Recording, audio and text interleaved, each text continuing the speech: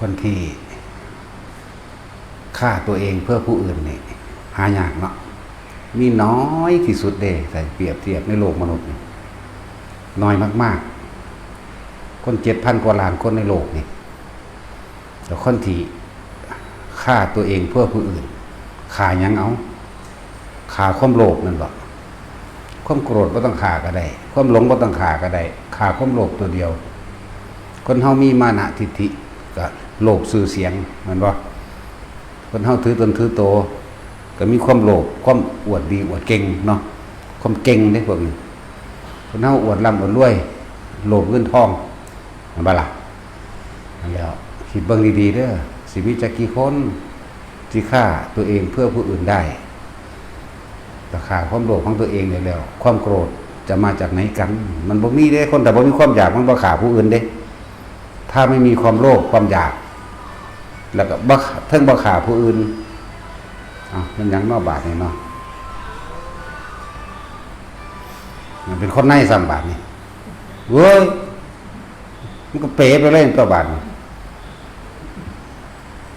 เล่นเกมติดต่อเนื่องลืมปิดแย่งกันก็มีหนูหินแย่งกันเล่นเกมนี่ธรรมดาเด้นี่นั่นแหละลืมล่ะอะไรแต่ละคนก็สั่งสมเอาของไผของมัน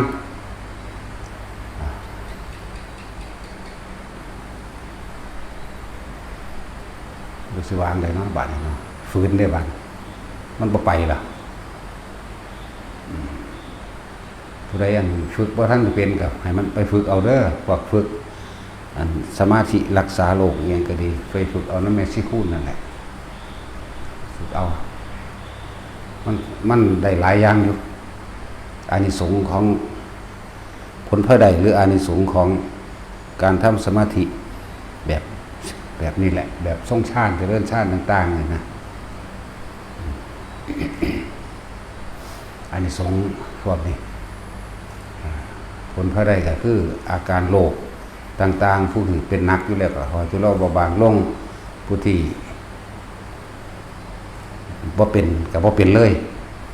ทางคนมันสิเป็นโรคช่วง40 ปี50 ปี60 ปีจังซี่ถ้าเฮามาฝึกไว้คือ20 กว่าปี30 ปีนี่โรคสิมันสิเป็นในภายภาคหน้ามันสิบ่เป็นเด้เพราะว่าหยังมันเหมือนกับเฮาใส่เวรกรรมเก่าให้เขาจังซี่นะอาศัยกำลังฌานอาศัยกำลังปิติมันก็ว่าเฮามีบุญแล้วเฮาก็สดใสต่างๆให้กับเจ้ากรรมนายเวรมันบอกที่ว่าเชื้อโรคในกายของเฮามันเกิดขึ้นได้ก็เกิดขึ้นเพราะว่าเฮาไปเบียดเบียนไปรังแกหมู่สัตว์ไปทรมานหมู่สัตว์ทั้งหลายคำว่าหมู่สัตว์ก็รวมทั้งคนนำนั่นแหละบัดนี้เฮามีแล้วเฮาก็เลยเฮามีทุนเฮามีโอกาสจังหวะเราเลยได้สร้างบุญเอาบุญอันเกิดจากการภาวนามันเป็นบุญที่เป็นความบริสุทธิ์โดยทั้งใจนะเป็นความบริสุทธิ์แบบบ่ได้ไปอาศัยวัตถุสิ่งของบ่ได้อาศัยอย่างอื่นให้เกิดกังวลแต่คนรู้จักสงบเป็นแล้วสิบ่มีความกังวล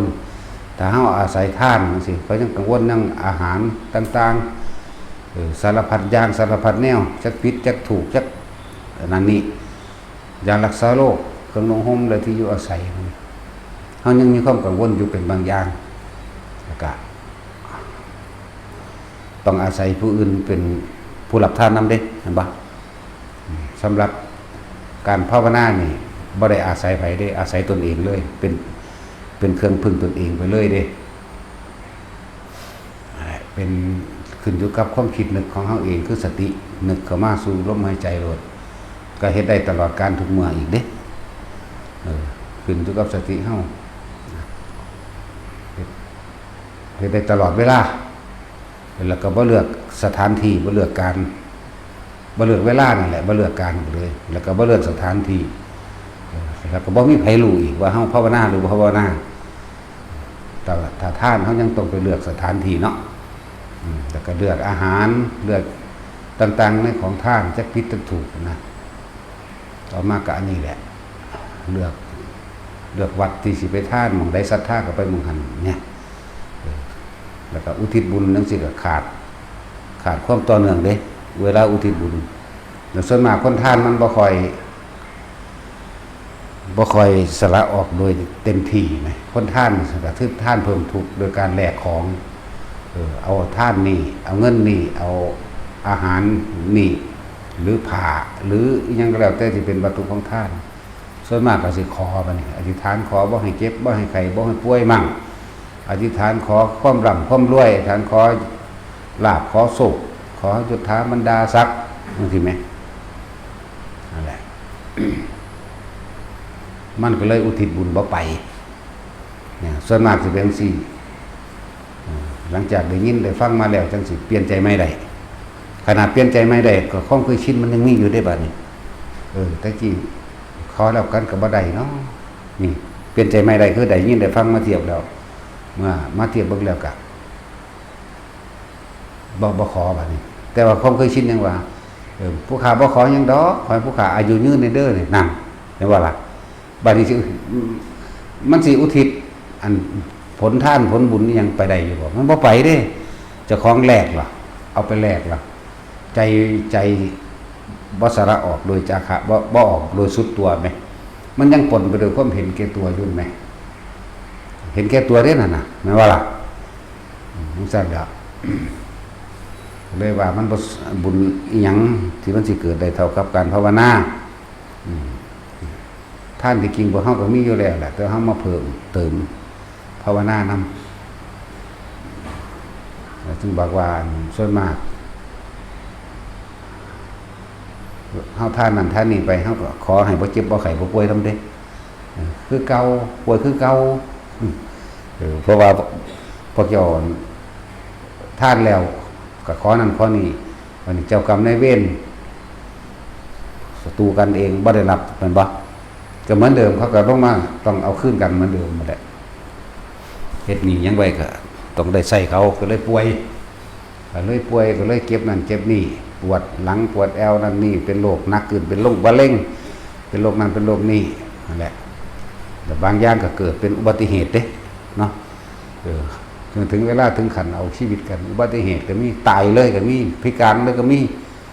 สารพัดแต่สิเป็นเจ้าบุญเกิดจากการภาวนาเนี่ยมันบ่ได้กังวลมันมีอานิสงส์มากนะมันบ่ได้กังวลเกี่ยวกับของเกี่ยวกับสถานที่พร้อม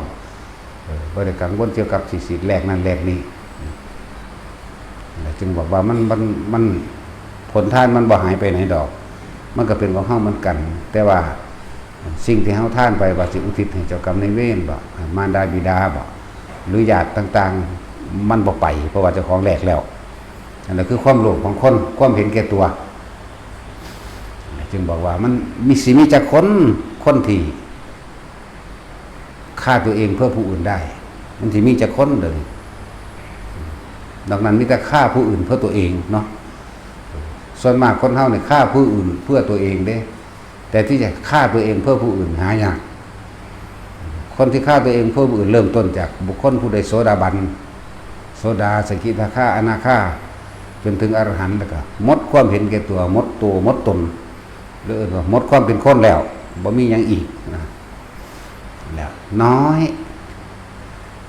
จากเบิดโลกนี่ลวกประมาณมีแล้วสิจักคนที่มาสำเร็จโสดาสกิทาคาอนาคาอรหันต์น่ะแม่นว่าล่ะตอนนี้มันสิมีพอพันคนอยู่บ่เดี๋ยวนี้คน 7,000 กว่าล้านนี่แม่นว่าล่ะต่างกันบ่ล่ะซั่นแล้วนั่นแหละคนที่สามารถฆ่าความโลภกำจัดความเห็นแก่ตัวของตัวเองได้นั่นแหละคือคนที่1ประเสริฐมันสิบ่กลับมารังแกเบียดเบียนไผอีกมันสิบ่กลับมาฆ่าไผอีกเมื่อเฮาไปฆ่าผู้อื่นก็ฆ่าเฮาคือกันนะแล้วต่างกรรมต่างวาระซึ่งกันและกันจังว่าพวกเฮาพยายามที่สิให้สละเข้ามาทานก็ให้อย่าไปหวังผลในทานอย่าไปมีความผูกพันกับมันเพื่อให้ตัวเองร่ำรวยมียศมีชื่อเสียงบ่เป็นโลกคนที่บ่เป็นโลกมันยากอยู่ดอกในโลกนี่ก็มีอยู่เด้ล่ะที่บันทึกไว้ก็ดีพระยังพาหาหิยารุจิริยะนี่แหละบ่เป็นโลกเลยอันนี้แต่ว่าปานนั้นเพิ่นก็ยังว่าโรคชราคือเก่าเนาะ แน่ก็มีอยู่ชราก็ยังว่าเป็นโรคเหมือนกัน เป็นธรรมชาติของกายเป็นโรคของกายสั่นแหละมีอายุเพิ่น160 ปีมันเด้พระองค์นี้ช่วงวัยตั้งแต่แรกเกิดจนว่าฮอด80 ปีเป็นฆราวาสบ่ได้บวชจาก80 ปีขึ้นไป81 ปีขึ้นไปนี่บวชแล้วก็บรรลุอรหันต์อยู่ไปอีก80 พรรษาข้างเสาสุนิพพานนะสั่นแหละหลายอันหลายอย่างท่านก็เลยให้พวกเขาหัดฆ่าตัวเองเพื่อผู้อื่นคือการให้ทานฆ่าความเห็นแก่ตัวเข้าใจบ่นี่ฆ่าความเห็นแก่ตัวคนเห็นแก่ตัวก็คือคนโลภนั่นแหละแต่เฮาตัดความโลภได้แล้วความโกรธบ่จำเป็นต้องตัดเพราะว่าสาเหตุแห่งความโกรธทั้งหมดก็มาจากความโลภสาเหตุแห่งความหลงก็มาจากความโลภนั่นบ่คนเฮาถ้าบ่มีความโลภมากบ่เห็นแก่ตัวมันบ่ฆ่าผู้อื่นเด้มันบ่ฆ่าไผมันบ่แย่งงานไผไม่ฆ่าทั้งมนุษย์และอมนุษย์มดดำมดแดงมันก็บ่ฆ่าปูปลานั่นเนี่ยมันก็บ่ฆ่าสัตว์ทั้งหลายมันก็บ่ฆ่าเพราะมันบ่อยากได้เห็นมั้ยเห็นบ่ล่ะเรียกว่าฆ่าตัวเองคือฆ่าความเห็นแก่ตัวฆ่าความเห็นแก่ตัวฆ่าความอยากเมื่อคนบ่มีความอยากมันก็บ่แสวงหาหยังเด้ใจมันสิบ่แสวงหาเหลือแต่กายเพราะเป็นภาระเป็นภาระต้องดูแลมันไปซ้ำตายเด้มันบ่เป็นของเฮาอยู่แล้วร่างกายมันเลยเป็นภาระจักว่าล่ะเป็นจังซั่นว่าน้อยในโลกอันนี้บัดนี้มีเฉพาะกลุ่มที่มีมรรคมีองค์8สำเร็จบัดนี้เข้าใจว่าล่ะกลุ่มที่มรรคมีองค์8เด้คำว่าศาสนาพุทธนี่ยังบ่ทันได้ตรงเท่ากับธรรมะโดยมรรคมีองค์8เด้แม่นบ่ล่ะมันเป็นสื่ออัตลักษณะของคนกลุ่มหนึ่งที่แยกออกมาว่านี่ศาสนาพุทธนี่มีมรรคมีองค์8มีอริยสัจ4ก็ว่าไปมีปฏิจจสมุปบาทมีคนเข้านิพพานได้แต่อันอื่นๆก็เป็นอัตลักษณะว่ามีพระเจ้าซอยเสมอกันปุ๊บมีศาสนาเดียวนี่แหละที่เข้าใจเรื่องธรรมชาติของกรรมศาสนาเดียวเท่านี้ความรู้เดียวนี่ความรู้เดียวที่สามารถเห็นในคนพ้นออกจากการบ่มาเกิดอีกนะนั่นแหละศาสนาศาสตร์ก็แปลว่าความรู้ล่ะศาสนาความรู้อันออกจากพระศาสดาของความรู้อันออกจากบุคคลผู้นั้นเรียกว่าเป็นผู้รู้เรียกว่าศาสนาพุทธเป็นจังซั่นเป็นผู้รู้ดูหยังก็รู้ท่านความคิดเจ้าของนี่แหละจังว่าทุกคนพยายามฆ่าความโลภของตัวเองความโกรธก็ต้องไปฆ่ามันดอกฆ่าความโลภความอยากกันแหละฆ่าความอยากตัวเดียวอยากยังก็สร้างฆ่าความอยากตัวเดียวความโกรธไม่จำเป็นต้องฆ่าเพราะสาเหตุมันมาจากความอยากเห็นบ่ความรังแกข่มเหงก็มาจากความอยากเบียดเบียนทำร้ายก็มาจากความอยากความอยากมีชื่อเสียงก็มาจากความอยากความอยากหายป่วยหายโรคก็มาจากความอยากความมีมานะทิฏฐิก็มาจากความอยากเบิดเลยทั้งสั้นแบบคนเฮาแต่บ่มีความอยากชื่อเสียงก็บ่มีเข้าใจว่าล่ะบ่มีชื่อเสียงบ่มียศถาบรรดาศักดิ์บ่มีตำแหน่งบ่มีอำนาจใดๆทั้งสิ้นบ่เป็นคนรวยแต่ก็บ่เป็นคนจนบ่เป็นคนดีแล้วก็บ่เป็นคนเลวอยากว่าล่ะบ่เป็นคนบุญแล้วก็บ่เป็นคนบาปก็มันบ่มีหยังอยากแล้วอยากให้ทั้งบุญอยากได้บุญหลายๆเขาก็บ่เฮ็ดล่ะแม่ของเขาบ่มีเลยเขาบ่มีความโลภล่ะจักว่าล่ะบ่มีโลภบ่มีอยากล่ะจึงบอกให้คนฝึกหัดให้ทานโดยบ่ต้องไปหวังผลในทานบ่มีชื่อพันธุ์ผลทานจะสังสมธรรมชาติของมันเกิดแล้วก็ต้องแก้ต้องเก็บเกิดแล้วก็ต้องมีโรคมีภัยเห็นบ่สุดท้ายแล้วเกิดแล้วก็ตายนี่คือธรรมชาติของมันมั้ยมันสิไปฝืนธรรมชาติมันเห็นหยังก็ฮู้อยู่แล้วเนาะนั่นแหละแล้วก็หลายอย่างที่เฮาเกิดมาแล้วคนเฮาก็มันมีเหตุให้เกิดได้แม่นบ่ล่ะเหตุตุภาเวภาเยเด้ทำทั้งหลายคือสิ่งทั้งหลายทั้งปวงน่ะย่อมมีเหตุให้เกิดย่อมเกิดจากเหตุ เป็นเฮาเน้นเขามาหาคนเน้นเขามาหาตัวเองเหตุของเฮาที่เกิดกับความอยากตัวเดียวนั่นบ่มีตัวอื่นดอกความอยากมันอยากเพราะมันบ่รู้ล่ะมันจังอยากว่าล่ะครับเฮาจึงต้องเวลาให้ทานก็จะไปหวังผลในทานก็มีการสังสมในความอยากได้นั่นอยากเป็นนี่หรอกแต่มีอยากรวยอยากนั่นอยากนี่ก็ว่าไปอยากมีชื่อเสียงยศถาบรรดาศักดิ์และอำนาจว่าไปจังซั่นถ้าเฮาทานโดยบ่หวังผลในทานนี่เฮาก็ฆ่าเรียกว่าฆ่าความโลภฆ่าความอยากของตัวเองได้ในจุดหนึ่งนะครับศีลคือการไม่ทำร้ายเบียดเบียนผู้อื่นให้เสียชีวิตและทรัพย์สินนี่เฮาก็ฆ่าความอยากของเฮาคือกันแม่นบ่เริ่มต้นการฝึกหัดการฆ่าความอยากแห่งตนฆ่าความโลภแห่งตนคือการมาสมาทานศีลสมาทานไตรวิรัติหมายถึงว่าขอจากพระเป็นผู้บอกให้สอนจริงๆคำว่าขอเนี่ยมันก็ให้กันไม่ได้หรอกแต่ว่าภาษาสมุติมันบอกมาแนวนี้ไปขอคำแนะนำให้พระบอกว่าศีลนี่มีอานิสงส์อย่างไรมีคุณอย่างไรผู้ไม่รักษาศีลมีโทษอย่างไรเวลาเฮาไปขอเนาะขอศีลห้า ปัญจศีเลนะขอศีลห้าทั้งท่านสิเพิ่นคือบอกบุคคลทั้งหลายผู้ใดงดเว้นแล้วจากการฆ่าสัตว์ตัดชีวิตนั่นบ่ล่ะอานิสงส์ของท่านก็จะเป็นคนที่มีอายุยืนเป็นคนที่มีอายุยืนเป็นคนที่ไม่ค่อยมีโรคก็ว่าไปไม่ลักทรัพย์ที่หามาได้ก็จะไม่ถูกขโมยไปก็ว่าไปแล้วก็บอกผู้อื่นเบียดเบียนทำลายผู้อื่นให้เดือดร้อนพร้อมไม่ประพฤติผิดในกามคำว่าในกามแปลว่าประพฤติตามอำเภอใจของเจ้าของเด้คำว่าประพฤติผิดในกามบ่แม่นแต่เรื่องผัวเรื่องเมียเอากันเด้รู้จักบ่ล่ะความพอใจในรูปในรสในกลิ่นในเสียงในสัมผัสทางกายจากบ่ล่ะแล้วก็เกิดเป็นความรู้สึกข้างในที่มีความยินดีพอใจเด้คำว่ากาเมสุมิชาจารานี่บ่แม่นแต่ว่าจะเป็นเล่นผัวกันเมียกันเด้เล่นคนที่มีเจ้าของเด้จังซั่นแล้วบ่เฮ็ดเอาตามใจในรูปบ่เฮ็ดเอาตามใจในรสในกลิ่นในเสียงคนเฮาไปรักกลิ่นกันจักว่ารักหยังรักดอกไม้เนาะรักรูปพร้อมคือต้นไม้นี่แหละรักกลิ่นพร้อมคือรักอยากได้ดอกไม้นั่นแหละแน่อันแล้วรถมันนั่นแหละว่ามันรถขับบื้นๆเด้ รถแห่งอาหารไหมคืออยากกินบักม่วงเขาก็ไปรักอาหารเขานั่นแหละรถแห่งชาติรถแห่งอาหารรสชาติแห่งอาหารไหมรูปรสกลิ่นเสียงรักเสียงนี่บ่แม่ก็ไปรักเพลงเขาด้วยสั่นหรือเลียนแบบเสียงเขาเสียงเขาไหม cover ไหมเลียนแบบไหมเนาะอยากดังคือเขาเลยสั่นจะมีชื่อเสียงคือเขาก็เลยไปเลียนแบบเสียงเขาก็มีจังสั่นแล้วอะไรครับว่ากาเมสุมิชฌาจารามุสาวาทาไม่ไปทำการโกหกให้ผู้ใดผู้หนึ่งเสียชีวิตและทรัพย์สินเนาะ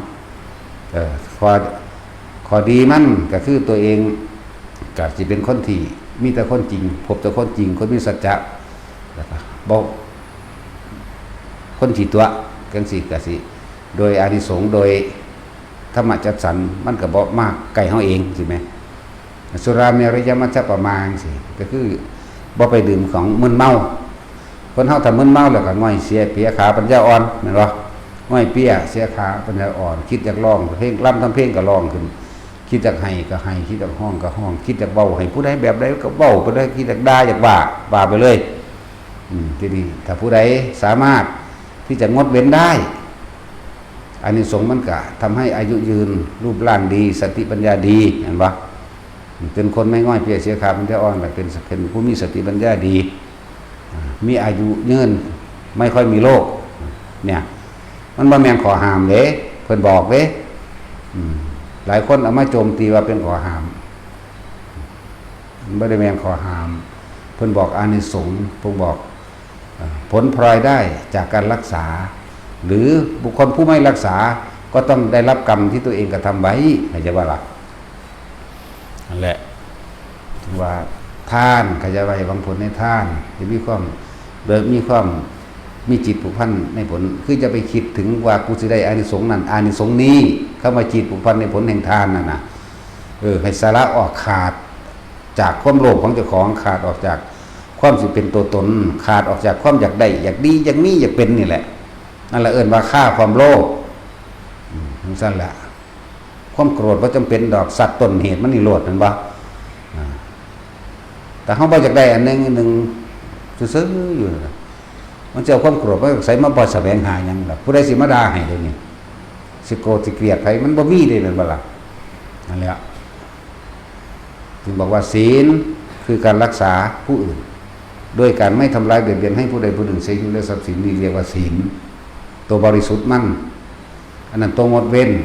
ตัวควรปฏิบัติซื่อๆพอคนบ่ฮู้จักคนก็เลยบอกบอกว่าศีล5เฮ็ดจังซี่เด้อถ้ารักษาแล้วพวกเจ้าสิไปสีเลนะสุขติยันติสีเลนะโภคสัมปทาบุคคลมีสุคติเป็นที่ไปเป็นผู้เจริญด้วยโภคทรัพย์เครื่องอยู่เครื่องกินเครื่องใส่เครื่องสอยโภคสัมปทาตัสมาสีลังวิโสทะเยแน่บุคคลผู้ใดกระทำสิ่งนี้จะมีสุคติเป็นทางไปแน่ผมก็บอกทางมันไปซื่อได้ล่ะแต่ผู้ใดบ่รักษาก็มีอบายเป็นที่ไปเท่านั้นแหละอบายคือหยังล่ะนรกเปรตเดรัจฉานต่างๆแล้ว จังว่าเนคขมะก็คือการภาวนานี่แหละตัวเลือกทานศีลภาวนาการภาวนาคือการทำข่มจิตใจของเจ้าของบ่ให้ไปตามความโลภความโกรธความหลงเอียงของมันนั่นแหละแต่การภาวนามันสามารถทำได้ทุกเมื่อบัดนี้เวลาใดขณะใดที่เฮาอยู่ในลมหายใจสติปัฏฐานสี่อานาปานสติเนาะอยู่กับลมหายใจทานก็มีอยู่ที่ลมหายใจนั่นศีลก็มีอยู่ที่ลมหายใจนั่น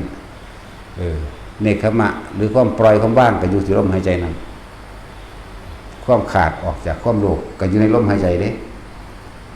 ตอนที่เฮาอยู่ในลมหายใจเข้าออกของเฮานี่เย็นในโพรงจมูกแล้วมีอาการปิติอย่างใดอย่างหนึ่งเกิดขึ้นแต่ว่าเฮาหมายเอาเน้นเอาปิติที่มันมาเฮาตั้งจุดความรู้สึกตัวไว้ตรงที่กลางหน้าผากลมเข้าลมออกพร้อมกับจุดเย็นๆในกลางหน้าผากท่านก็มีในหันแล้วไม่ฆ่าสัตว์ไม่ลักอันศีลก็มีกับศีลก็มีในหันครับถ้าว่าท่านก็ได้ศีลก็ได้อันเดียวกันพร้อมท่านการฆ่าสัตว์มันบ่ท่านการลักทรัพย์มันบ่นั่นแล้วท่านหลายอย่างในท่านนั่นแหละทั้งศีลทั้งท่านก็อยู่ในหันทั้งความสงบเย็นใจก็อยู่ในหันมันร่วมแล้วมันร่วมอยู่ในนี่เลยแล้วก็การฆ่าตัวเองให้ตายออกจากความมีอัตตาความมีตัวตนความมีมานะความมีทิฏฐิก็อยู่ในลมหายใจเฮานี่แหละเข้าใจบ่ล่ะบาดนี่แหละมันน้อยคนนักที่จะฆ่าตัวเองเพื่อผู้อื่นผู้อื่นจะไม่ได้เดือดร้อนเพราะเราฆ่าความโลภความโกรธของตัวเองฆ่าความโลภฆ่าความอยากตัวเองน้อยนักนั่นแหละส่วนมากมีแต่ฆ่าผู้อื่นเพื่อตัวเองฆ่าแบบไหนเอาพอเข้าธรรมดาบ่มีเรื่องตีขากันเนาะฆ่าผู้อื่นฆ่าอย่างฆ่ากบฆ่าเขียดฆ่าปลาฆ่าปูกุ้งหอยไก่เป็ดช้างม้าวัวควายสารพัดมดแดงนั่นแหละแมงกินูนคุดจีปลาซิวนั่นบ่ล่ะฆ่าผู้อื่นเพื่อตนเองบัดนี้ผู้อยากมีอำนาจผู้อยากมีธุรกิจใหญ่ที่อยากใหญ่ก็มูอยากเด่นก็มูอยากรวยเฉพาะตัวเองก็ฆ่าผู้อื่นโดยมนุษย์ปลอมแม่นว่าล่ะนั่นแหละฆ่าผู้อื่นเพื่อตนเองคนส่วนใหญ่คนส่วนมากฆ่าผู้อื่นเพื่อตนเอง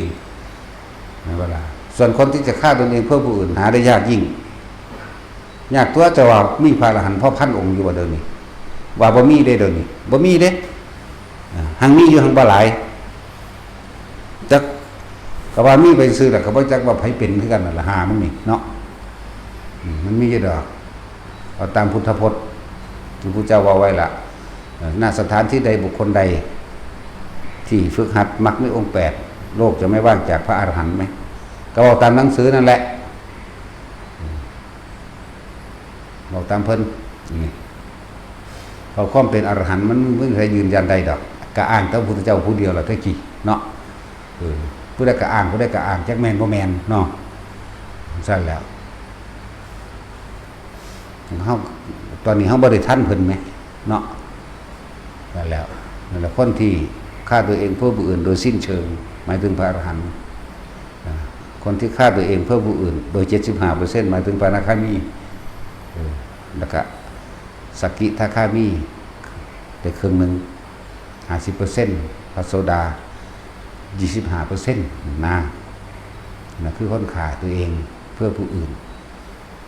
แต่เขาฆ่าความโลภไปแล้วความโกรธมันก็หายเองเด้เนาะมันจะยังมาโกรธเกลียดไผของมันบ่อยากได้หยังแล้วไหม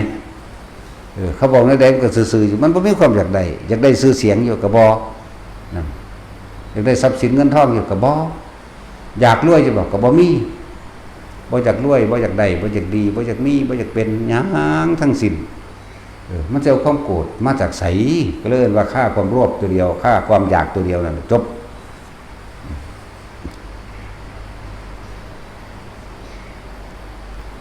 แต่ว่าพวกเขามันเห็ดเลยที่เดียวว่าท่านใดแต่จังพากันค่อยๆฆ่าไปฆ่าความเห็นแก่ตัวด้วยการให้ทานสละของที่ตัวเองหามาได้ โดยไม่หวังสิ่งใดตอบแทนเพราะว่าเขาสิให้ท่านสัตว์เดรัจฉานให้ท่านกับคนทั่วไปชนทุศีลให้ท่านกับคนมีศีลให้ท่านกับครูทรงฌานให้ท่านกับโสดาสกิทาคาอนาคาอรหันต์ให้ท่านกับพุทธเจ้าก็ว่าไปนั่นสั่นถ้าว่าเรื่องอานิสงส์มันก็หลายอยู่ดอกมันยาวที่สูงสุดของท่านกับวิหารท่านอันเป็นขี้ดินแหละเป็นพื้นเป็นดินเป็นธรณีสงฆ์เพื่อสิตั้งกุฏิเพื่อสิตั้งวิหารเครื่องอยู่เนาะสั่น มีอานิสงส์มากในทางวัตถุอันนี้รักษาศีลบริสุทธิ์เลยก็ว่ามีอานิสงส์มากกว่าอีกได้บัดนี้บัดนี้ศีลกับบริสุทธิ์พร้อมบัดนี้การแผ่เมตตากับมีอานิสงส์มากกว่าอีกมีอานิสงส์มากกว่าทานอีกมากกว่าศีลอีกเด้การแผ่เมตตาอีกมันบ่นั่นแล้วแต่ว่าบัดนี้การรู้อนิจจังอนัตตาในชั่วขณะนั้นมีอานิสงส์มากกว่าหมู่ทั้งเบิดอีกมันจังซี่แหละก็เลยเฮาสิมาฮู้อนิจจังทุกขังอนัตตาได้เฮาก็ต้องอาศัยการทำจิตให้สงบจึงจะเห็นเพิ่นก็เลยมีวิธีสอนพวกเฮาให้อยู่ในลมหายใจแล้วคนเฮาน่ะเป็นทุกข์กับความคิดอยากได้นั่นอยากได้นี่อยากเป็นนั่นอยากเป็นนี่เมื่อคิดไรสรุปลงไปแล้วก็พยายามแสวงหาด้วยการกระทำในการกระทำแล้วมันก็ได้มั่งบ่ได้มั่งอันบ่ได้มันก็โกรธแม่นบ่ล่ะนั่นแหละที่บ่ได้มันก็โกรธเกลียดที่มันได้แล้วมันก็ทะยานต่อไปอีกเด้มันสิพ่อมันบ่พ่อเด้พ่อบ่เป็นแม่นบ่ล่ะพ่อบ่เป็นนั่นแหละผมว่าถ้าเฮาเห็นอนิจจังเห็นอนัตตาเพิ่นว่าเห็นความเกิดดับแม้ชั่วขณะจิตมีอานิสงส์ยิ่งกว่าสิ่งใดไปเวลาอานิสงส์ทั้งหลายนี่เป็นเรื่องของจิตเรื่องของใจเลยพอสุขกับทุกข์อยู่ที่ใจอยู่ที่การคิดอยู่ที่การบ้างจิตเด้นั่นแหละแต่ทุกสิ่งทุกอย่างก็ต้องอาศัยหนุนเนื่องซึ่งกันและกันนั่นแหละจะเอาสิ่งใดสิ่งหนึ่งเป็นที่เด่นชัดแล้วสิรุดพ้นไปได้ก็บ่ได้เหมือนกันกับคำว่าบารมี10อย่างต้องเสมอกันเบิดทั้ง10จึงจะเป็นไปได้ทั้งสั้นแหละต้องเสมอกันก็ต้องมีทานมีศีลเนกขมะมีปัญญาวิริยะขันติสัจฐานเมตตาและอุเบกขาจนถึงที่สุดคือว่างจิตเป็นกลางเรื่องจักว่าล่ะทานก็ว่างจิตให้เป็นกลางศีลก็ว่างจิตเป็นกลางเนกขมะว่างจิตเป็นกลางปัญญาวิริยะปัญญานี่เห็นความรอบรู้ในกองสังขารในความเกิดดับทั้งหลายว่างจิตให้เป็นกลางแต่บ่ได้กลางเด้นั่นแหละมันคือลงอุเบกขาซั่นวิริยะก็หมายถึงกับปฏิบัติพอเป็นกลางขันติกับขันติเป็นกลางเด้บ่แม่นโอดเอาบ่ซุแนวทั้งๆที่เขาสิฆ่าเจ้าของเด้แม่นบ่ล่ะทุกอย่างต้องอยู่กลางเบิดเด้มัชฌิมาเบิดเด้กลางอุเบกขาลักษณะอุเบกขาเนี่ยบ่ได้แปลว่าปล่อยปละละเลยหรือเฉยแบบบ่จักหยังเด้เข้าใจบ่ล่ะสิ่งที่มันอุบัติขึ้น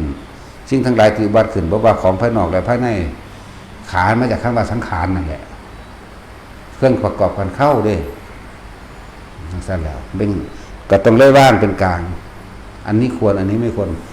สมควรอดทนกับบุคคลที่สมควรอดทนก็ต้องทนนั่นวะไม่อดทนกับบุคคลที่เป็นพิษเป็นภัยต่อตัวเองและผู้อื่นก็บ่ต้องอดแต่ว่าทำด้วยการวางจิตเป็นกลางแต่ว่านี่ ความเพียรก็ขอเพียรพอประมาณกลางๆจะทำสุดโต่งจนเกินไปแต่อย่าว่าล่ะก็เอาพ่อกลางๆกลางไปกลางมันนั่นแหละจะเป็นกลางท่านก็เป็นกลางบ่หวังผลในท่านบ่มีขีดถูกท่านในผลของท่านบ่มุ่งกันทั้งสมในความดักใดดักดีอยากมีอยากเป็นกลางบ่กลางจิตว่างเฉยบ่ปรารถนาความดักใดเด่นเป็นหยังอีกนั่นแหละศีลก็ต้องเข้าใจว่าแม่นกูรักษาศีลกูบ่ฆ่าสัตว์เขามาตีกูเนาะกูย่านบาปแต่โยมมากัดฝากแมงบ่เป็นหยังเดี๋ยวนี้เนาะหาหลวงพ่อมาถามผมบริจาคเลือดให้ยุงมีอานิสงส์ไหมโอ้อานิสงส์ใหญ่ฮะว่าอานิสงส์ใหญ่มากว่ามึงจะเป็นไข้มาลาเรียตายยังว่ามึงสิได้บุญน้ำแมงบอกจังสันบอกเฮ้ยก็ไล่มันออกตัวเอาผ่าพาดถือมันตายกับสังหิแมงมันอย่างว่างคิดเป็นกลางบ่เป็นบ่ก็ผ่าปัดไปปัดมาเขาก็ว่าหัวสันตัวว่าเขาขาหรือว่าขาเนาะเพราะว่าเขาบ้าได้ขาไหมเขาบ่มีเจตนาไหมทั้งทีทั้งเสื้อมันก็เป็นปฏิกิริยาเอฟเฟกต์เรียกว่าอะไรความเคยชินมันเดียดมันก็พวกไปเลยแล้วว่าสัตว์มันจักบอกมันเดียดน่ะนะพวกบ้านนอกน่ะนะยุ่งกัดมันเจ็บปฏิกิริยาเอฟเฟกต์พวกเขาเลยแล้วงอไหลยังก็เลยเนาะผมอุเบกขาสันเด้อมึงขาเข้าไปจะมึงจะเป็นไข่ยังแหละครับยุ่งขนาดโอ้ยโง่หลายไปเลยยุ่งมันจะมีประโยชน์ต่อโลกหาแมงไงทั้งใดเลยมันจะไปได้บุญน้ำเงินให้ยุ่งกินเลือดมันบ่เนาะกับไปบริจาคเลือดนี่น้ำโรงพยาบาลเราไปยังหรือบ่ดีก็บอกส่วนนึงกับฟาดแมงเราไปยังมีประโยชน์นี่ยังปฏิกิริยาเอฟเฟกต์ก็มีตัวเนาะมันสะท้อนกับปัวหล่นแล้วสั้นท่านก็ว่างคิดเป็นกลางศีลก็ว่างคิดเป็นกลางเลยเป็นสั้นเป็นอย่างคือว่าเป็นกลางรักษาศีลก็ไม่ได้หวังว่าศีลใดนั้นเป็นหนี้เลยเลยเป็นกลางนี่ครับมากคือการภาวนาก็ให้พ่อประมาณเลยเป็นกลางปัญญาก็รอบรู้ในก่อนเมื่อรู้แล้วก็ต้องว่างอีกว่างเป็นกลางไว้คือเก่าของมันเด้ความเพียรก็ต้องเป็นกลางพ่อประมาณขันติก็เป็นกลางพ่อประมาณอธิษฐานก็เป็นกลางพ่อประมาณเด้อธิษฐานก็อย่างอธิษฐานสูงสุดก็คือตั้งใจมุ่งมั่นสู่จุดหมายคือพระนิพพานในศาสตร์นี้พ่อตาบาจังซั่นแล้วก็ต้องว่างเป็นกลางไว้เข้าใจบ่ล่ะว่างคิดเป็นกลางไว้บ่แม่นกูต้องอรหันต์กูต้องอรหันต์กูต้องอรหันต์แบบนั้นเด้แล้วก็เที่ยวไปถามมันผมบรรลุหรือยังมั่งหรือไปถามหาอันใดที่อยากให้ผู้อื่นพยากรณ์ให้จังซี่นะถามหาเอาผลมันนี่จังซั่นแหละเมตตากับเมตตาเป็นกลางเด้เมตตาให้เป็นได้จะเมตตาแบบโง่ๆเมตตาให้กับคนพาลแล้วเขาก็จะกลับมาทำร้ายตัวเองไม่ทำร้ายตัวเองเขาก็ทำร้ายผู้อื่นจากบ่ล่ะไม่ใช่ว่ามันเมตตาแบบงงๆแบบนั้นเด้เมตตาเลี้ยงหมาหมากัดอยู่เลยก็เลี้ยงอยู่เลยบ่ได้เมตตาได้กูขากินเด้เนาะแต่ศีลเฮาก็เฮ็ดหมาแดดเดียวส่งไปให้อีมาลิหน้าใหญ่กินทอดแย่งกันกับบักต้นเราส่งเนื้อหมาแดดเดียวไปให้มาลิเป็นผู้ทอดต้นเป็นผู้ร้อยกินร้อยไปว่ารักไปว่าแอบและขโมยสั้นแล้วเมตตาก็ต้องเมตตาให้เป็นเมตตาครับว่างคิดให้มันเป็นกลางบุคคลผู้นี้เป็นคนผ่านไม่สมควรที่จะช่วยก็ไม่ต้องช่วยจะบ่ล่ะคือจังว่าเฮาอยู่ในนี่พอดีบางนั้นมันขาคนมาเฮาจะเห็นมันลบมันซ่อนบ่มันบ่ล่ะแต่ว่าอีกบางนึงถือเขาไล่ขามามันบ่มีความผิดเฮาก็ให้มันหลบตัวเนาะก็ช่วยกันในลักษณะว่าจะไปช่วยคนพาลจะไปช่วยคนผิดในลักษณะทำร้ายผู้อื่นไหมบัดนี้เฮาสิฮู้ได้จังได๋เห็นบ่ว่าผู้ใดเป็นพาลผู้ใดเป็นผิดแม่นบ่ล่ะผู้ใดบ่พาลซอยแบบใดเฮาสิฮู้ได้จังได๋มันนั่งรู้จักไม่หั่นแม่นบ่ล่ะนั่นทางเบิ่งออกคือดอกไผก็ดีเห็นบ่คนหนีมามันสั่นย่านดุดๆดาวๆเด้คนหนีตายมานี่มันสิฮ้องก็ซอยผมแหน่ซอยผมแหน่เขาสิฆ่าผมฆ่าฉันแม่นบ่ล่ะช่วยด้วยมาแต่ไกลๆพุ่นน่ะส่วนคนพาลหรือโจรหนีมามันบ่ปากเด้มันสิเงียบนั่นแหละบอกวิธีเบิ่งก็ได้เห็นบ่นี่มันสิเงียบแล้วมันสิคอยเว้าอุบอิบอุบอิบเห็นจักบ่ล่ะส่วนคนหนีตายมามันห้องมาแต่ไกลๆพุ่นเด้มันประกาศ ส่วนคนพลาดหรือคนที่ไปปล้นจี้ฆ่าคนมานี่มันบ่ห้องเด้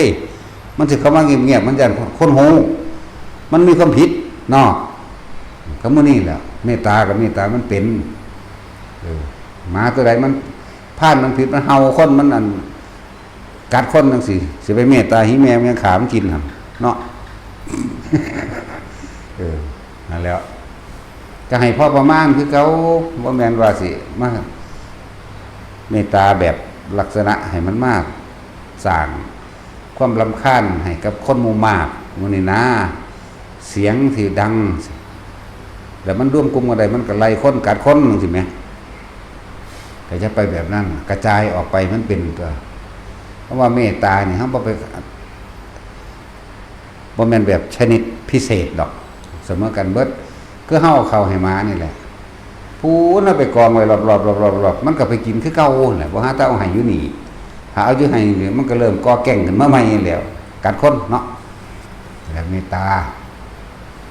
ถึงสั่นอธิษฐานหมายถึงว่างไว้แหละทำจิตให้เป็นกลางจะบ่ล่ะอย่างทานศีลเนกขมะปัญญา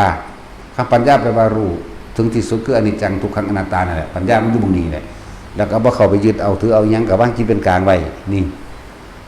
วิริยะก็เข้าใจแล้วขันธ์ที่เข้าใจแล้วสัจจะคือการรู้แจ้งเห็นจริงความเป็นจริงตลอดทั้งสัจจะหรือความซื่อสัตย์ในตนเองและซื่อสัตย์ต่อผู้อื่นสัจจะทั้งสี่บุคคลผู้ควรมีสัจจะมีก็พึงมีสัจจะเด้บุคคลผู้ไม่ควรมีสัจจะก็ไม่มีเด้ก็บ่แม่นว่าสิรับปากไปบ่ทุกอย่างนะจะบ่ล่ะเลิศว่าเป็นกลางเหมือนกันบ่แม่นว่าเฮาสิรับปากได้แม่นบ่ล่ะนั่นแล้วจะต้องมีปัญญาต้องมีความรอบรู้ตามความจริงเป็นเครื่องประกอบกันเบิดทุกอย่างคำว่าสัจจะเมื่อเฮาเข้าไปถึงความจริงในสัตว์โลกความจริงของการเกิดของหมู่สัตว์ความจริงของการไม่เกิดของหมู่สัตว์และความจริงของการพูดตามความเป็นจริงพอหรือความจริงโดยเอาตัวเองรับประกันและเอิ้นว่ามีสัจจะมีความซื่อสัตย์ตัวเองเอาตัวเองมีประกันแต่ว่าบ่แม่นว่าเฮาสิรับไปว่าไปเบิดสุอย่างเห็นบ่ล่ะบุคคลผู้ควรรับประกันหรือบุคคลผู้ควรมีสัจจะด้วยก็มีบุคคลผู้ไม่มีสัจจะก็จะไปรับปากวางใจเป็นกลางไว้ก็ต้องไปรับปากใดๆทั้งสิ้นเว้าเป็น2มุม2แง่ไว้ตัวบ่แน่ใจจังซี่แหมบ่ฮู้เด้อว่าสิไปหาได้บ่แน่ใจนะเขาก็บ่มีความหวังรอเฮาตัวเห็นบ่ล่ะเป็นจังซั่นล่ะสัจจะอธิษฐานก็ตั้งไว้ตัวจักล่ะอธิษฐานแปลว่าตั้งใจมุ่งมั่นสู่จุดหมายเดียวคือพระนิพพานก็ว่างพระนิพพานไว้เสียแล้วก็ทำจิตเป็นกลางฝึกหัดปฏิบัติตนเองไปเรื่อยเมตตาก็เข้าใจแล้วบ่แม่นเมตตาแบบโง่เมตตากับโง่มันก็กัดคือเก่าเราต้องเบิ่งตาหน้าที่ไปใส่กันนี่ก็คำว่าอุเบกขาสิ่งใดที่อุบัติขึ้นแล้วล้วนแล้วแต่เป็นเครื่องประกอบกันประกอบให้เกิดความโลภความโกรธความหลงก็ได้ประกอบให้ติดในดีประกอบให้ติดในบ่ดีก็ได้คำว่าอุเบกขาอุมาจากคำว่าอุบัติขึ้นอุปติคืออุบัติขึ้นขามาจากคำว่าสังขารมาสับต่อกันอะไรแล้วเอิ้นอุเบกขาสิ่งใดสิ่งหนึ่งที่อุบัติขึ้นกระทบกระทั่งแล้วไม่หวั่นไหววางจิตเป็นกลางได้เรียกว่าอุเบกขาเรียกว่าล่ะสั้นแล้วบอกให้ทุกคนพยายามเด้อจงฆ่าตัวเองเพื่อผู้อื่นฆ่าความโลภด้วยการให้ทานแล้วไม่หวังผลในทานไม่มีจิตผูกพันในผลในทานไม่มุ่งความสั่งสมในความอยากได้อยากได้ยังนะจนธรรมดาสักว่าอยากดีอยากให้ผู้อื่นยกย่องตัวเองว่าดีอยากมีทุกสรรพสิ่งทุกอย่างและอยากเป็นส่วนมากกับคนเฮาก็อยากเป็นผู้มีอำนาจเป็นผู้ไม่แก่เป็นผู้มีอิทธิพลเป็นผู้มีคนใส่บริวารหลายมันบ่นั่นแหละทานด้วยความว่างที่เป็นกลางไม่วางผลในทานไม่มีจิตอุปนิผลในทาน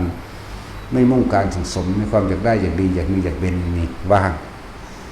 อย่างสั้นทานมันเป็นของเห็นได้ง่ายก็มูอย่าท่านโดยจิตโลภอย่าท่านโดยความเห็นแก่ตัวทานเพิ่มอัตราตัวตนนั่นแหละท่านอย่างนี้ทานฆ่าคนอื่นเพื่อตัวเอง ขาคนอื่นแบบเอาท่านเราอ้างเพื่อที่จะยกชื่อเสียงของตัวเองเกิดขึ้นนั่นบ่ล่ะเพื่อจะยกชื่อเสียงจากความขึ้นได้ท่าละโอ้กูล้านหนึ่งมาเด้ภาษาสูงว่าท่านไม่อันใดก็ไม่กูดีก็โมบัดท่านอิฐท่านหินท่านทรายท่านปูนท่านเข่าท่านอาหารท่านที่อยู่อาศัยตลอดทางกำลังแรงกายเพื่อช่วยเหลือบุคคลผู้อื่นกระสานมันก็ต้องหวังแล้วก็ท่านแล้วก็ขาดจากการอัตตาตัวตนขั้นแบบนี้คือบ่จากใดอย่างนั้นเองนะศีลกับเข้าใจดีอยู่แล้วคือการไม่ทำร้ายเบียดเบียนผู้ใดผู้หนึ่งเสียชีวิตและทรัพย์สินทั้งมนุษย์และอมนุษย์มนุษย์เหมือนกันบ่ได้เลือกชนชาติศาสนาใดอมนุษย์คือหยังเฮาเห็นสัตว์เดรัจฉานอื่นอมนุษย์แล้วอมนุษย์ต่อไปคือหยังคือพวกเทวดามิติอีกมิติหนึ่งเห็นบ่ล่ะนักสั้นนี่คัมมะก็ต้องปฏิบัติเอาเอง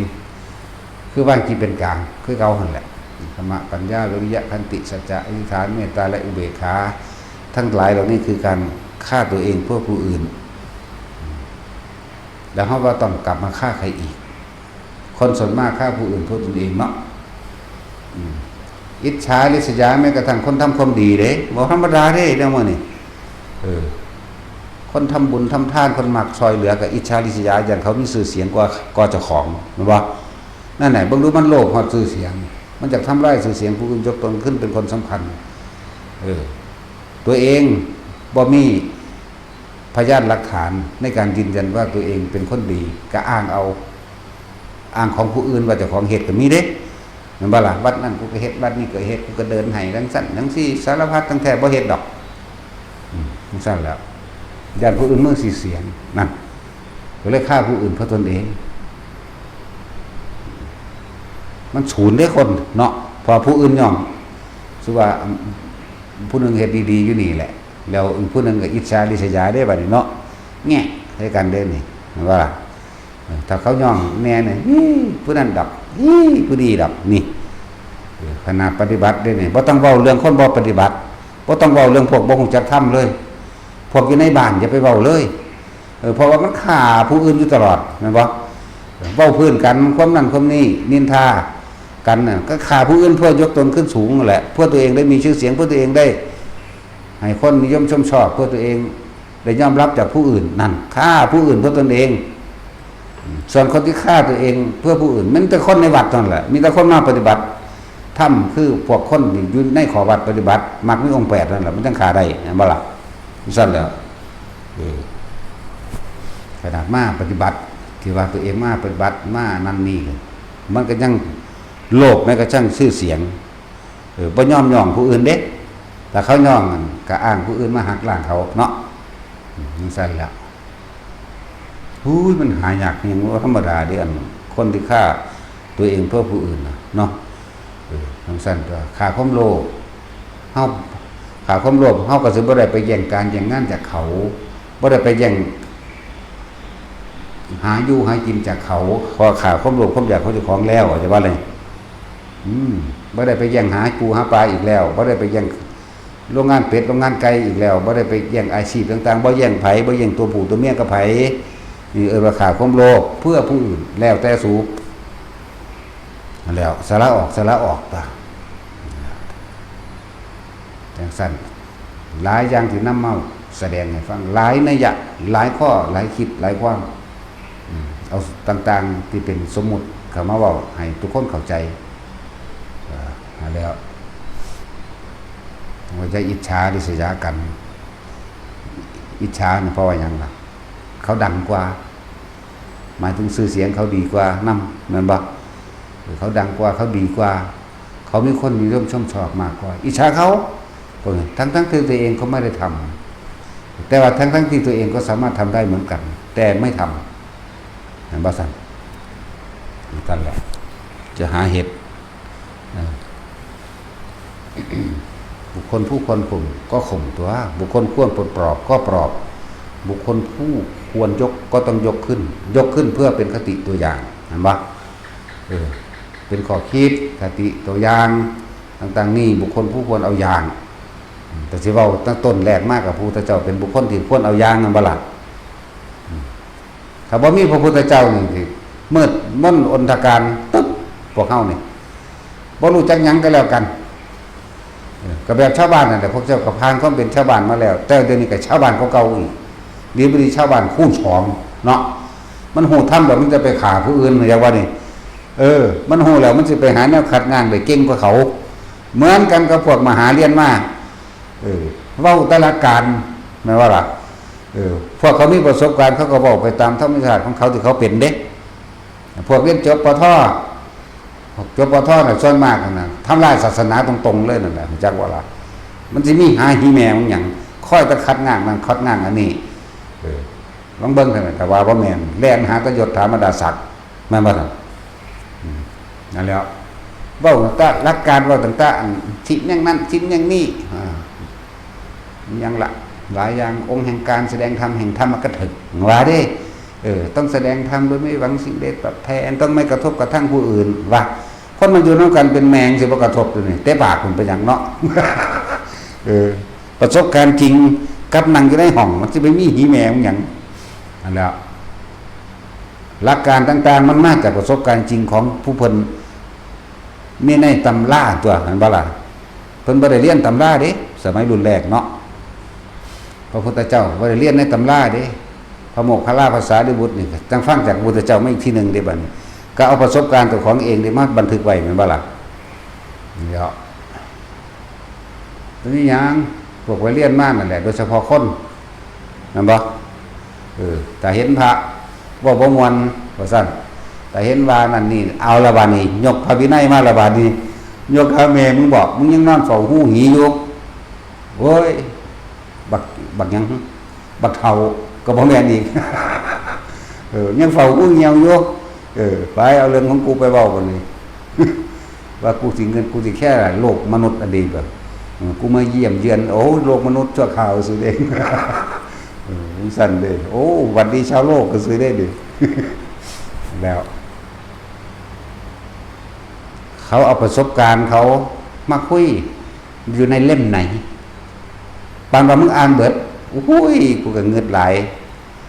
เนาะจักมันทางประโยชน์ยังพวกเรียนจบสูงๆกันเลยมันบ่ล่ะสิได้มองสู้เฮ็ดคนอยู่คนเศร้าคนกินคนนอนโอ้ยหรือเขาอีหา แต่ด่าแมงก็ได้บาดด่าพรด่าปูด่ายามกันด่าเบิดตระกูลมึงนั่นแหละสั่นละ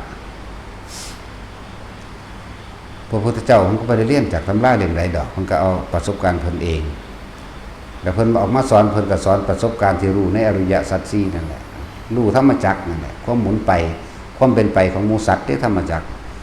ความเป็นไปของหมู่สัตว์ทั้งหลายที่เวียนว่ายตายเกิดด้วยอวิชชาเป็นปัจจัยมาเกิดสังขารความไม่รู้และความเป็นไปของสัตว์ทั้งหลายผู้ที่จะไม่กลับมาเกิดด้วยรู้เท่าทันอวิชชาตาเบวะเสสายวิราคะนิโรธสังขารนิโรธานี่ทั้งหากเพิ่นก็ไปพิจารณาไขควรในตัวของเพิ่นเองผ่านจากคนที่จะปะปะปัญญามหานามาอสัชชิ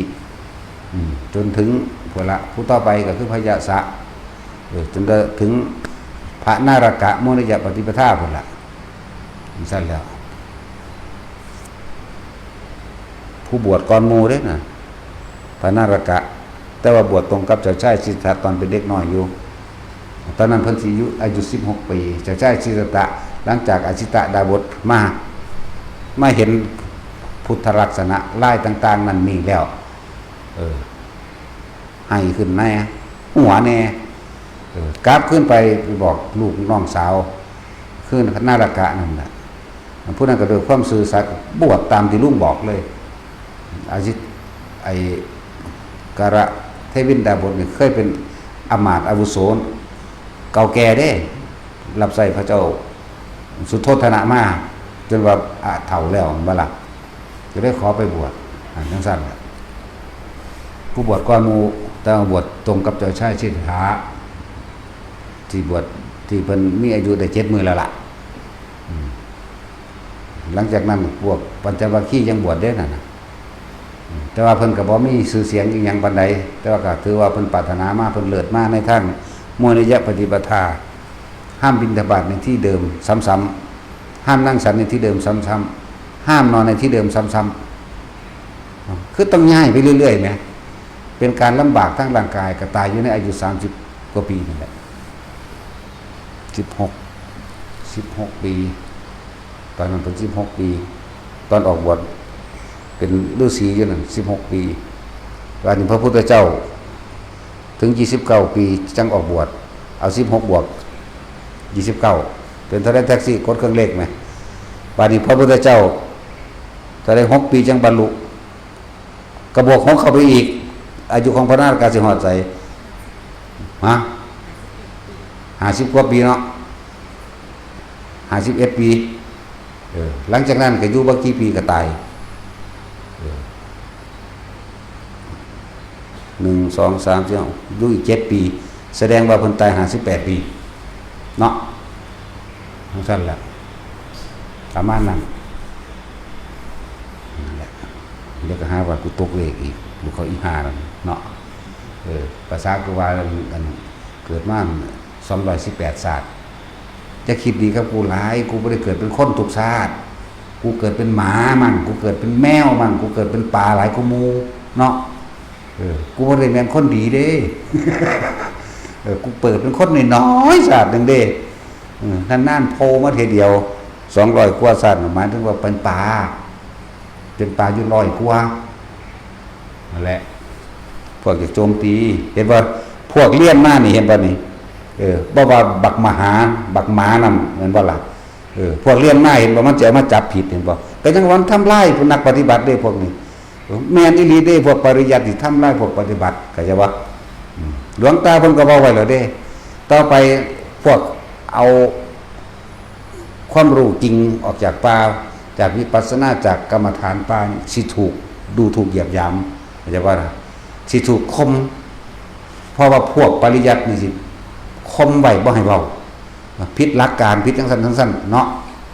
ผิดฮีแม่มึง ผิดโคตรพ่อโคตรแม่มึงดีเนาะแล้วกูสิเงิดได้กูบ่ได้เงิดไผเด้ บ่มีแนวยานหรอกจักว่าล่ะคำว่ายานมันบ่มีกล้าก็ไม่มีกลัวก็ไม่มีแต่ปัจจุบันใส่เลยเพราะขากับขาแม่งเลยเนาะบ่ได้กล้าได้ทั้งเพราะขากับขาเหมือนว่าขาแม่รู้แล้วเนาะตัดสินตัดสินว่าบอกอย่าไปขาแม่มันแม่นเฒ่าแล้วขาลูกมันนี่แหละแม่นความเพิ่นบ่ไว้เบิดนั่นแหละนั่นก็เสื่อมจากคนปฏิบัติเพราะพวกไปเรียนนี่เขาเรียนอาวุธซื่อๆเด้เขาเรียนอาวุธเขาเรียนหมาหยังกะสังเขาเรียนอาวุธแล้วบางคนก็ซึกไปสอบปล่อยเป็นผู้มั่งทหารมั่งตำรวจมั่งเนาะเขาเรียนอาวุธซื่อๆเด้ฮอดบางมือทั้งเทื่อเขาก็หาใส่เสื้อผ้าเชี่ยวซ่องเป็นโรคฝีน้องในเนาะตะกี้เนาะถือกาวโบราณหมดเด้ธรรมดาบักมหานำก็คือกันมึงจะเก่งกับกู แต่ว่าแม่นกูตายแต่มันแม่นให้มึงบ่ต้องตายแต่ว่ามึงเป็นอัมพาต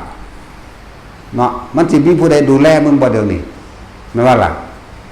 ผู้ใดก็คิดเอาก็ผู้ใดคิดตามเฮาฮู้จักอยู่ไปหาแม่หยังบ่มีหยังเด่นแม่อึ้งลึงอยู่นั่นแล้วลองเบิ่งท่านนี่เล่นกับความว่างเปล่าบ่ ทำได้จริงๆเลยเห็นบ่คนที่เรียนจบมาแล้วเห็นบ่อยู่ข้างนอกอยู่หาเลี้ยงผัวเลี้ยงเมียเจ้าของอยู่ก็มาแซะพระองค์นั้นแซะพระองค์นี้เด้แซะพระป่านี่เว้าบ่ได้เด้เนาะเว้าบ่ได้ก็ห้องเอา ว่ากูก็ห้องเอาแล้วนักปฏิบัติถ้าเว้ายังขึ้นอวดคุณวิเศษที่ไม่มีในตนเลยพวกมึงฮู้ได้จังไดว่ากูบ่มีมึงหันอวดคุณวิเศษที่บ่มีในตนแม่นว่าล่ะมันซั่นแล้วปรับเจ้าของจะมาปรับผู้อื่นเนาะแล้วพวกเรียนนี่มันบ่ธรรมดาเด้ตะกี้ไผเรียนนี่คือพระหลายแท้เนาะบ่ต้องหาตะโดนก็ได้ดอกนะคือพระอรหันต์หลายๆนี่แม่รุ่นหลวงปู่เสาหลวงปู่หมั่นเฮานี่แม่เนาะมันซั่นแล้วซุมื้อนี้ผู้ใดเว้าขึ้นอรหันต์บ่ได้เด้มันสิปรับอาบัติเปิดตลอดโอ้ยเป็นตะเตะปากคืออย่างนึง มันเป็นตะถีบแขวนั่นอย่างตัวนี่มึงเป็นหยังสัตว์หาลังบัดมันเว้าว่าอรหันต์บ่มีเด้ซุมื้อนี้มหาคักๆมันบวชอยู่แท้ๆมันสิเว้าหาแม่ของหยังเนาะ แต่ว่ามันกับหมากับคักละว่ามันอยู่ในหันนะมันจะไปมีแมวอย่างอันของมันบ่เคยไปอยู่ป่าอยู่ดงอยู่ถ้ำอยู่เขาอยู่ผามันบ่เคยอดเคยอยากนะเดี๋ยวบางแต่ละบักมีแต่องค์อ้วนๆมันจะบอกเรื่องกรรมฐานได้บ่อ้อ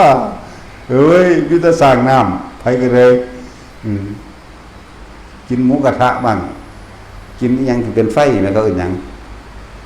แท็กซี่เขากินอีหยังกูบ่เคยไปกินเนาะข้าบูบ่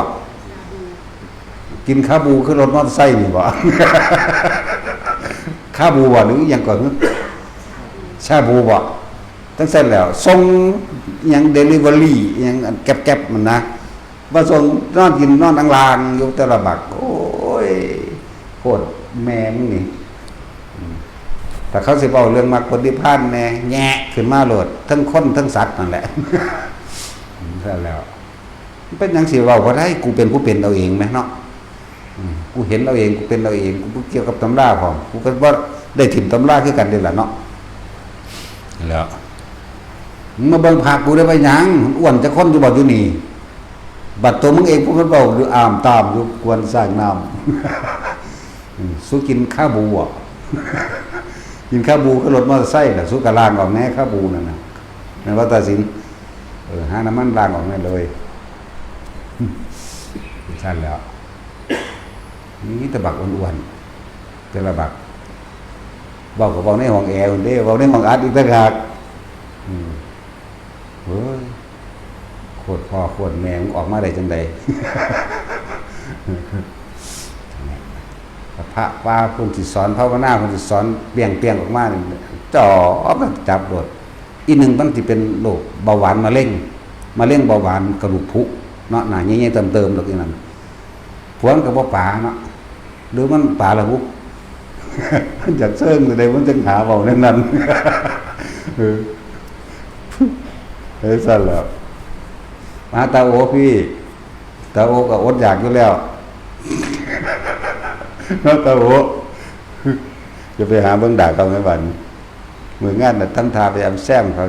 สู้เขาเฮ้ยเห็นขาวๆบัดเดี๋ยวเบิ่งหน้าเมียก็เฒ่าๆก็นั่นว่าตาโอต้องยอมรับอย่างเดียวบ่มีสิทธิ์ปฏิเสธแต่ปฏิเสธที่เว้าซื่อเขาออกมายอมรับโลดก็แล้วดอกเนาะอย่างสั้นแล้วแต่ความจริงเด้บ่ได้บังคับเล่าเด้เราคิดแบบนั้นอีหลีอย่างสั้นแล้วแต่จุ้ยเราผ่านแล้วเด้แต่จุ้ยตะจุ้ยได้รับปฏิตาโอไปกรุงเทพก็จะเอาหาคือเขานั่นล่ะเนาะแต่สิเฮา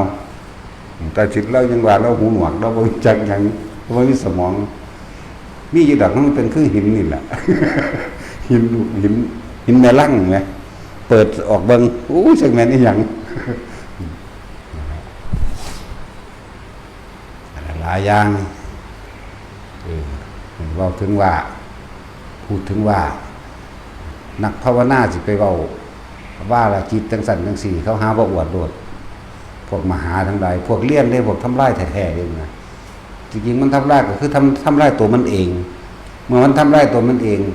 โดยมันอาศัยเป็นการเว้ามันสิเอาอันพอท่อเก่าพอท่อนั่นพอท่อนี่นักทำนั้นทำนี่มาอ่านบาดนี้มันเลยเกิดกลายเป็นว่ามันทำลายศรัทธาของผู้อื่นอีกบุคคลที่ไม่มีศรัทธาไม่เกิดศรัทธาบุคคลที่ศรัทธาอยู่แล้วเกิดความเสื่อมศรัทธาได้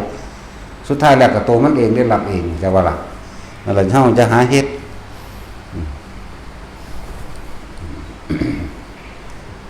คือจะไปยุ่งกับไผครับขนาดด่าหมาทะเลาะกับหมาโกรธหมาเกลียดหมาโมโหให้หมานี่ก็ยังลงนรกนะแม่นบ่ล่ะสิว่าอีหยังกับพระป่าที่เพิ่นฝึกหัดปฏิบัติตัวเพิ่นเองกว่าเพิ่นจะออกมาเว้าจังซี่ได้มันไม่ธรรมดาเด้แต่ละองค์นั่น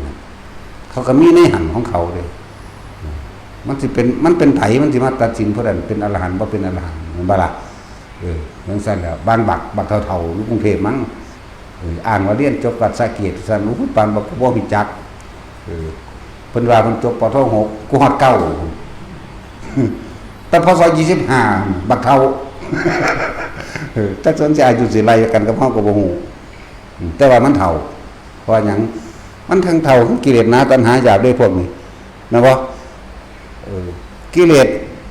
หรือตัณหาของคนมันบ่ได้เท่าบ่ได้อ่อนล้าในความอยากได้เด้หนักก็เก่าอีกเห็นบ่ขนาดมันบ่ได้บวชมันบ่ได้มามีจังซี่มันก็ยังอันว่าเฮาอวดเฮาอ้างแล้วก็ว่ามันมาสอนอันนิสัย4กรณีกิจ4สังขารพิเศษ13ว่าหาแม่มึงบอกมึงบ่ได้บวช ภาษาหาเก็บของเก่าขายซื่อๆแล้ว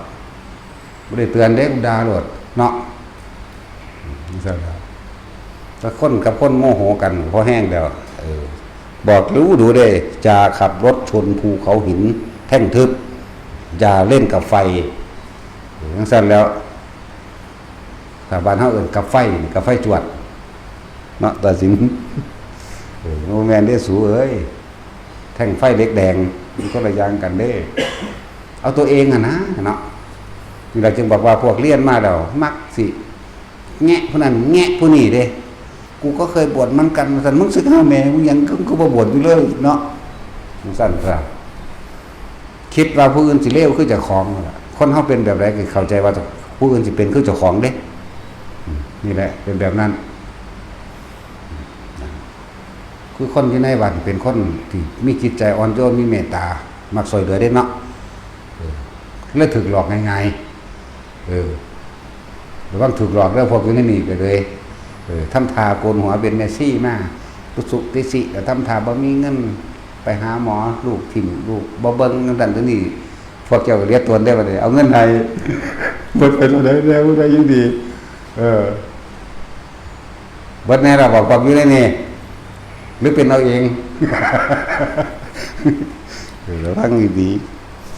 ๆผู้ใดเห็นพฤติกรรมแบบนั้นก็บอกกันให้ออกไปบอกเขาว่าโกะไปส่งรถได้เป็นแท็กซี่มาเห็นหยังมาเอาเปรียบหมู่